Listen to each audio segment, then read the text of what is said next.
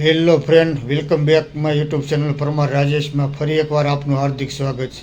દોસ્તો, આજે ભોળા દાદાનો વિડીયો બનાવવાનો તો છે અને તમને બતાવવાનો છે દોસ્તો. પણ દોસ્તો, ભોળા દાદાએ એવું સરસ મજાનું નિયમ લીધું કે મારે કોઈની હારે ઝઘડો કરવો નહીં અને ઊંચા અવાજથી બોલવું નહીં, અને બોલવું તો મીઠું મીઠું બોલવું, એવું એના માણા હારે ચર્ચા કરે છે દોસ્તો, ભોળા દાદાના માણા હારે. પછી બકુલભાઈ કે બહુ સરસ વાત છે કે ભોળા દાદા કે આપણે બોલવું તો હંમેશા મીઠું બોલવું, શું કામ કડવું વેણ બોલવું. એવી સરસ મજાની કોમેડી છે. તો દોસ્તો, આ વિડીયો પૂરેપૂરો જોઈજો અને ત્યારબાદ ભોળા દાદાને ડૉક્ટર મળવા આવે છે, ભોળા દાદાના માણસને. એ પણ વિડીયો સરસ છે, તો તમને ખૂબ મજા આવશે દોસ્તો. તો ચાલો આપણે જોઈએ વિડીયો.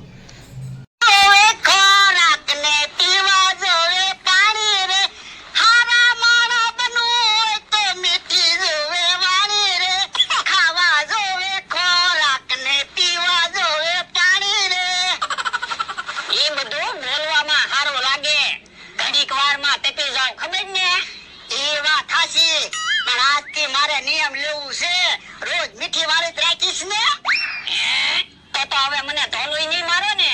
નહીં તો હાલો ટીકમ ની વાડી માં થઈને મારી વ્યાજ આવી. કેમ? ખબર પડી જાય ને તમારામાં કેટલી ધીરજ છે. ના રે ના, ટીકમ ની વાડી માંથી ને હાલો. કેમ? એ ટીકમ અરે માથાકૂટ થાય.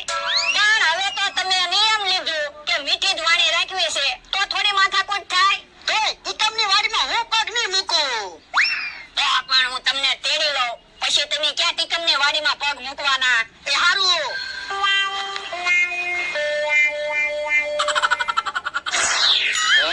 ભોળા દાદાને કેમ તેડીને આવે?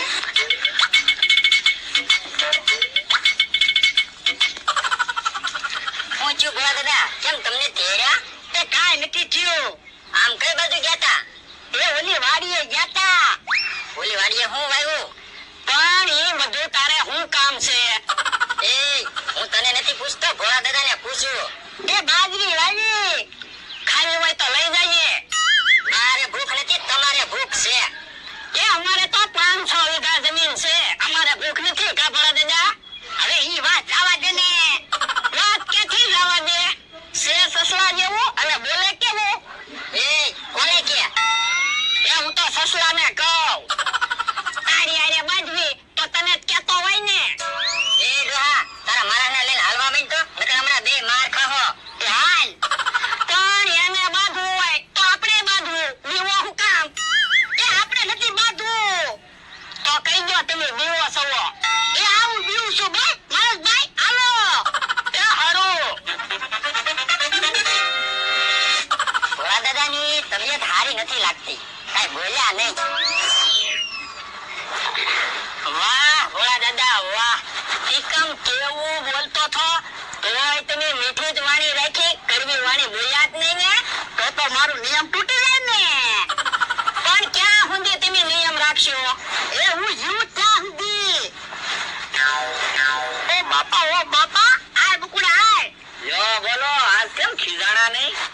હવે ઈ નહીં ખીજાય, એને મીઠી વાણી બોલવાનું નિયમ લીધું. ઈ કામ ભોળા દાદા તમે સારું કર્યું. બોલું તો પછી સારું બોલવી નહીં, કરવું શું કામ બોલવું? તો હું અને આમે તે એટલામાં સૌથી ઓછી ઉંમરના તમે છો. ક્યાં સૌથી ઓછી ઉંમરનો છું? બધાથી મોટો છું.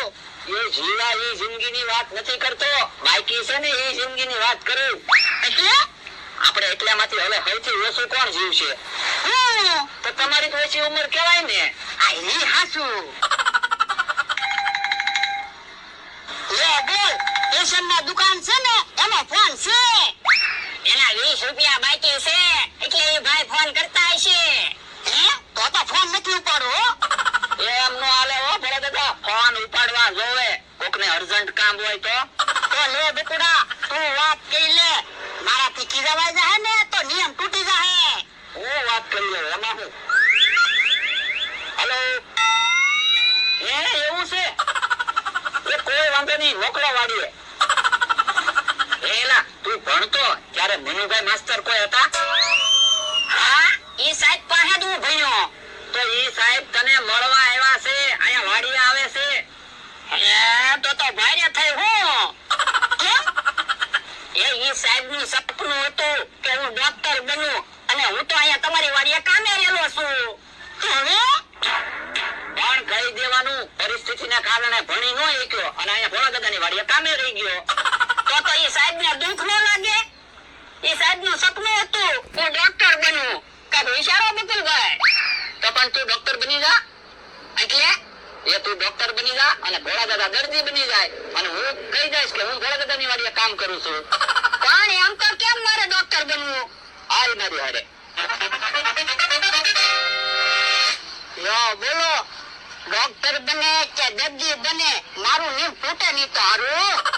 ભોળા દાદા આવી જાવ. એલા તું કેટલું ભણ્યો? એ 2 ધોરણ હું ભણ્યો. બીજા ધોરણ છે એ સાહેબ તમે ડોક્ટર જોવા માંગતા? તું તો ડોક્ટર બની ગયો. હાલો તો તમે દર્દી બની જાઓ. એ હારું. એ આમ મારા મનુ સાહેબ આવ્યા. આવો સાહેબ આવો. બેટા તું તો ઓળખાતોય નથી. પણ આપણે કેટલા સમયે મળ્યા. શાબાશ બેટા શાબાશ. તે મારું સપનું સાકાર કર્યું હો. તું તો ડોક્ટર બની ગયો. જોને તમારા લીધે ડોક્ટર બન્યો. તો દોસ્તો આ વિડીયો તમને ગમ્યો હોય તો લાઈક કરજો, શેર કરજો અને નવા હોય તો ચેનલને સબસ્ક્રાઈબ કરજો. તો મળીએ બીજા આવા જ બ્લોગ સાથે. ત્યાં સુધી રજા લઈ. વિડીયો પૂરો જોવા બદલ આપનો ખૂબ ખૂબ આભાર. આવજો. સીતારામ, જય માતાજી, હર હર મહાદેવ.